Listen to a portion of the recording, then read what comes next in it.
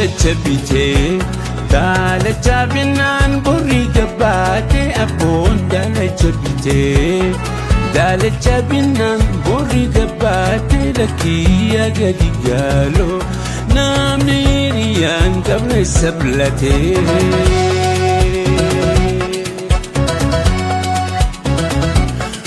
Bishaan Addis Ababa yaa galaana gootu na dabarsi bishaan Addis Ababa yaa galaana gootu na dabarsi induuneen hin gaggaabe yaa magaala eeshaashi na hafarsi.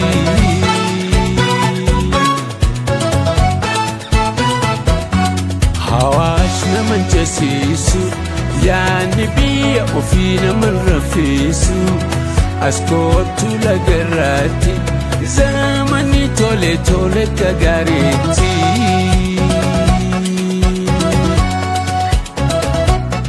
Silaa shaggariin baha shaggaritti koora fannisaanii silaa shaggariin baha shaggaritti koora fannisaanii silaa sibiran dhufaa.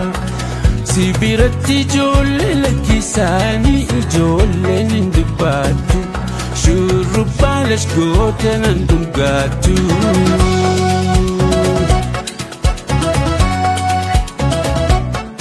Bishaan Addis Ababa ol turuuran mogga turuuraanii bishaan Addis Ababa ol turuuran mogga turuuraanii tuttuutii na dhugaattu.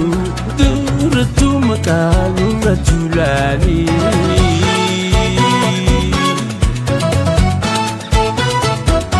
Hawaash na manchasiisu yaani biyya ifii naman rafeessu as kootu lagarraatti zamani hammaa keena gayaatti.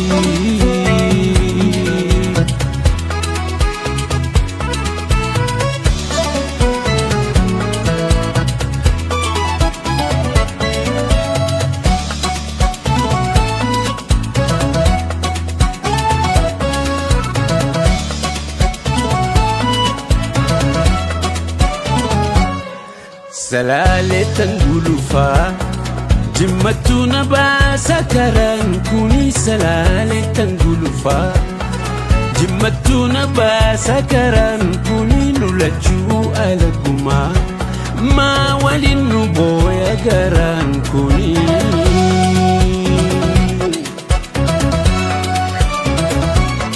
Harraa keessa Wallaggaa Wallaggaa rateessa sin darbaadhu harraa keessa Wallaggaa rateessa sin darbaadhu atuu bareedduu tana namu si daawwata sin abdadhu.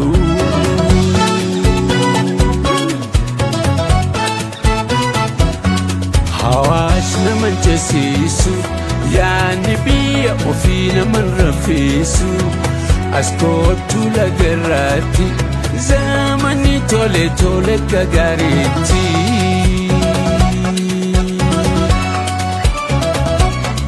Allaattiin dirree daawa foon malee lafee nyaatti na jaatti allaattiin dirree daawa foon malee lafee nyaatti na jaatti magaaleen biyyatti.